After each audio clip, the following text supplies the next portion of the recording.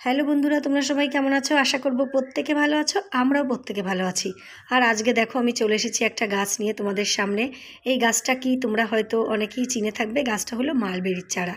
তো এই গাছটা আমি বেশ কয়েকদিন আগে নার্সারি থেকে এনেছিলাম, কিন্তু গাছটা সময়ের অভাবে লাগাতে পারিনি। তো আজকে একটু সময় পেয়েছি, আর বাড়িতে একটা পুরনো টবও পেয়েছি, তো তার ভেতরেই গাছটা আজকে লাগিয়ে দেবো। তার জন্য দেখো এই যে আমি নিয়েছি মাটি, আর নিয়েছি কিছুটা বাড়িতেই তৈরি গোবর সার। এই দুটো এখন আমি মিক্সড করে নেব, তারপরে গাছটা লাগিয়ে দেব।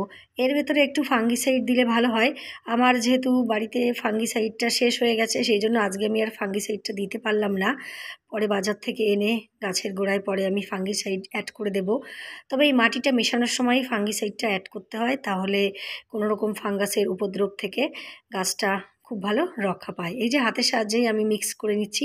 হাতের সাহায্যে যতটা ভালো মিক্সড করা যাবে, অন্য কিছু দিয়ে কিন্তু খুব ভালো মিক্সড করা যাবে না। আর হাত দিয়ে করতে আমার বেশ ভালোই লাগে।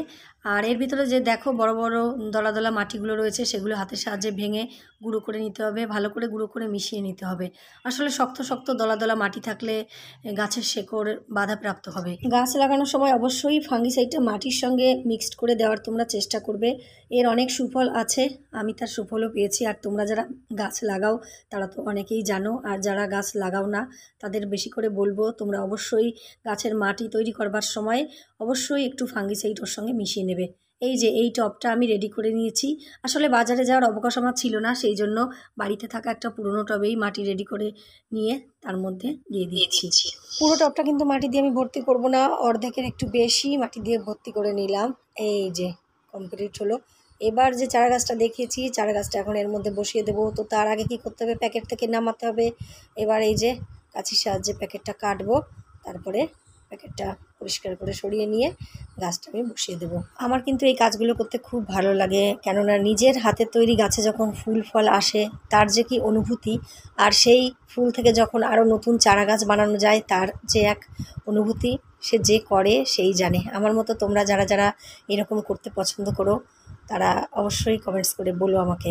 আর দেখো এই যে কত সুন্দর লাগছে প্যাকেটটা খুলে নেওয়াতে, আর এই যে সরু সরু কচি কচি শেকড় বেরিয়েছে।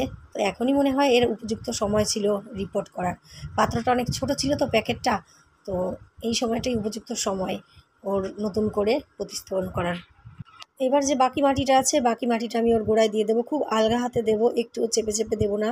এগুলো আমাকে কিন্তু আমার বর শিখিয়েছে। আগে আমি এত ভালো গাছ লাগানো জানতাম না পদ্ধতিটা। আমার বরই বলতো, আমি খুব চেপে চেপে দিতাম, আর বর বলতো যে না, অতটা চাপতে নেই, প্রথম অবস্থায় একটু আলগা করে মাটি দিয়ে দিতে হয় গোড়াতে। তো মোটামুটি হয়ে গেছে, এবার একটু জল দিয়ে দিতে হবে। তো জল আমি একটু গামলায় করেই নিয়ে আসলাম ঘর থেকে। তো এই অল্প পরিমাণে জলই দেবো, প্রতিদিন একটু একটু করে জল দেবো। আর এখন যেহেতু আজকে রিপোর্ট করলাম, সেই জন্য এটা 1 সপ্তাহ সানশেডের নিচে থাকবে, তারপরে একটু একটু করে অল্প রোদে দিতে হবে।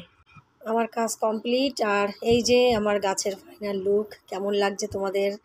তো আশা করি ভালো লাগবে। আর আমারও খুব ভালো লাগছে, কারণ অনেক দিন ধরেই একটা মালবেরি গাছের শখ আমার ছিল। তো সেটা আমি বাড়িতে আনতে পেরেছি, তারপরে টবে লাগাতে পেরেছি।